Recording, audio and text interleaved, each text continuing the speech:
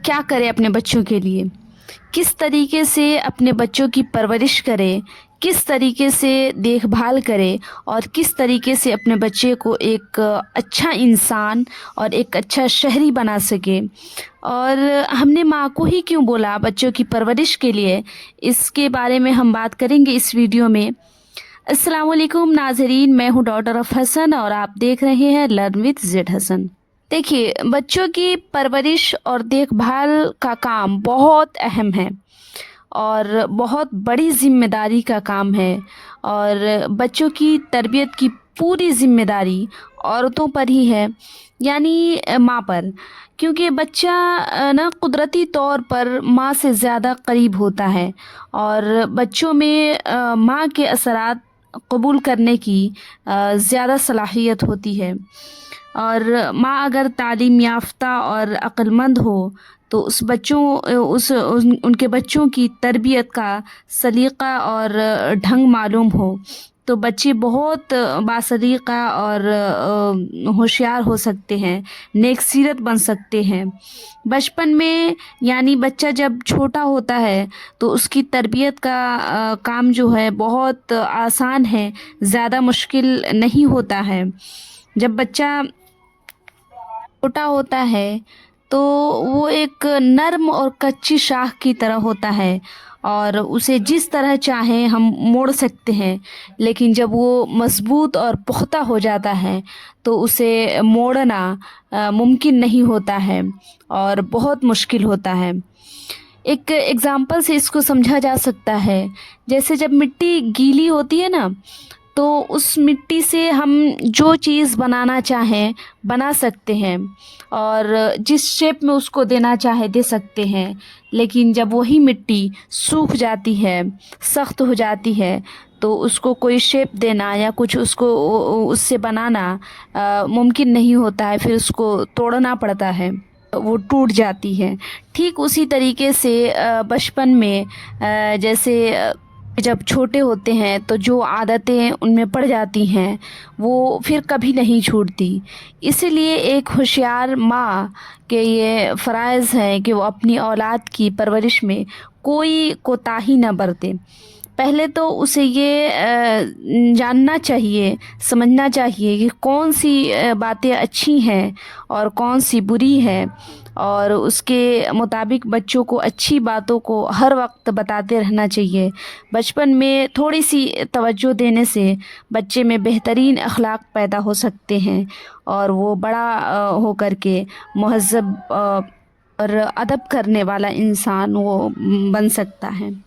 लेकिन कुछ कम अक़ल माँ होती हैं या जो पढ़ी लिखी माँ नहीं होती हैं, कम अक़ली की वजह से या तालीम न होने की वजह से कह सकते हैं, बच्चों में गलत किस्म की आदतें डाल देते हैं।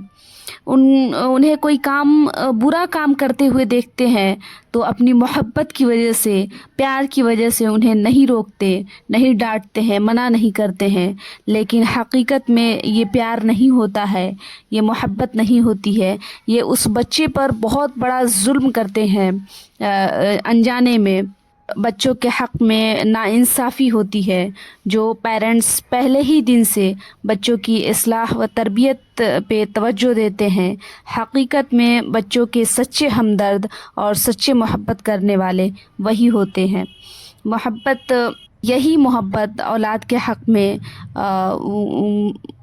बेहतर होती है और मुफीद साबित होती है। औलाद ख़ुद भी ये चीज़ें महसूस करती हैं। अगर माँ बाप ने उसकी तरबियत अच्छी की होती है तो वो बड़े होकर के उससे बेइंतहा फ़वाइद हासिल कर सकते हैं, और अगर उनकी तरबियत पर कोई तवज्जो नहीं दी गई होती तो वो बड़े होकर के, जब वो बड़े होते हैं और उनके बुरे नताइज उनके सामने आते हैं, तो वही बच्चे जो होते हैं माँ बाप के मुताल्लिक़ गलत ख़याल रखते हैं, अच्छे ख़याल नहीं रखते कि मेरे माँ बाप ने मेरी तरबियत अच्छी नहीं की या मुझे अच्छी तालीम नहीं दी, मेरे माँ बाप ने मेरे साथ अच्छा नहीं किया। آج کچھ میں مشورے آپ کو دیتی ہوں جنہیں فالو کر کے آپ اپنے بچوں کو بچپن سے لے کر کے جوانی تک کے لیے ضروری ہے اور لازم ہے، جن کے بغیر بچوں کی صحیح تربیت نہیں ہو سکتی۔ پہلی بات تو یہ ہے کہ اپنے بچوں کو ہمیشہ صاف ستھرا رکھنا چاہیے۔ صفائی صحت کے لیے بھی اچھی ہے اور بہت ضروری ہے، اس لیے صفائی پر زیادہ دھیان دینا چاہیے اور دھیان دینے کی ضرورت ہے۔ دوسری بات یہ ہے کہ بچوں کے ہاتھ سے غریبوں اور فقیروں کو کھانا پیسہ وغیرہ دلوانا چاہیے، جس سے اس کو دینے کی عادت رہے اور بڑے ہو کر کے بھی اس کے اندر یہ صفت ہو کہ وہ غریبوں کو صدقہ و خیرات کرتے رہیں اور ہمیشہ کرنے کی عادت رہے۔ تیسری بات یہ ہے کہ بچوں کی تمام ضدیں پوری نہ کی جائیں، بلکہ انہیں بہلا پھسلا کر کے ضد سے روکا جائے، ورنہ یہ عادت پختہ ہوتی جاتی ہے اور بڑے ہونے تک وہ جو ان کی ضدیں ہوتی ہیں وہ پھر نہیں چھوٹتی، اور وہ ان کے حق میں بھی اور ماں باپ کے حق میں بھی بہت نقصان دہ ہوتا ہے، اور پھر وہ اس کی عادت جو ہوتی ہے وہ ختم نہیں ہوتی ہے۔ چوتھی بات یہ ہے کہ بچوں کو ایسے بچوں کے ساتھ کھیلنے سے روکا جائے جن کی عادت خراب ہو یا جو بیہودہ اور برے ماحول میں پرورش پا رہے ہوں، ورنہ بچوں پر انہی خراب بچوں کا اثر پڑے گا اور یہ بھی بگڑ جائیں گے۔ اس لیے ضروری ہے کہ شروع سے ہی اپنے بچوں کو ویسے ماحول سے اور ویسے بچوں سے کے ساتھ کھیلنے سے اور ساتھ رہنے سے روکا جائے جو بدتمیز ہو، اور ہمیشہ اچھے بچوں کے ساتھ ویسے تو بچے کوئی برے نہیں ہوتے، لیکن جس ماحول میں وہ پرورش پا رہے ہوں اس ماحول سے روکا جائے، اس برے ماحول سے روکا جائے۔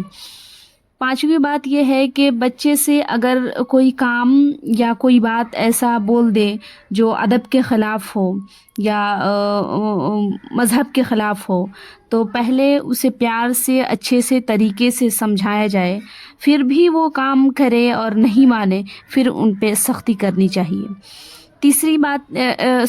چھٹی بات یہ ہے کہ بچوں کو صبح سویرے اٹھنے کی عادت ڈالنی چاہیے۔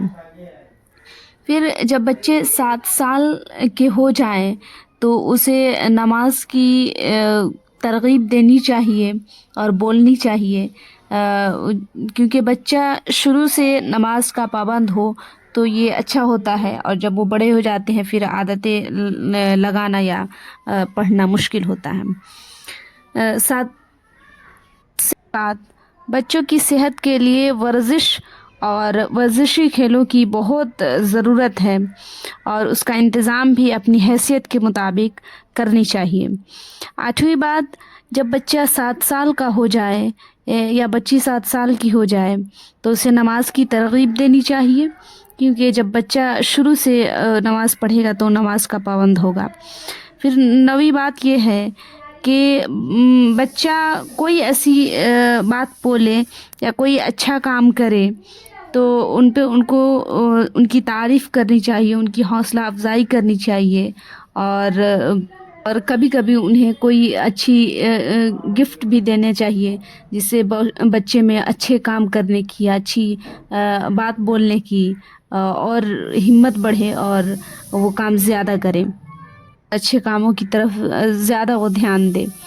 لاسٹ اینڈ 10ویں پوائنٹ یہ ہے کہ بچوں کے اندر ہمت اور بہادری پیدا کرنی چاہیے۔ ان کے سامنے کوئی ایسی بات نہیں کرنی چاہیے جس سے ان کے دلوں میں خوف و دہشت پیدا ہو اور وہ بزدل بن جائے یا ہمیشہ ڈر کے رہیں، ہمیشہ ان کے دل میں ڈر و خوف بیٹھا رہے۔ ایسی باتیں بچوں کے سامنے نہیں کرنی چاہیے، یا اس طریقے سے بچوں کو نہیں ڈرانا چاہیے کہ ان کے دل میں ہمیشہ کے لیے ڈر و خوف بیٹھ جائے۔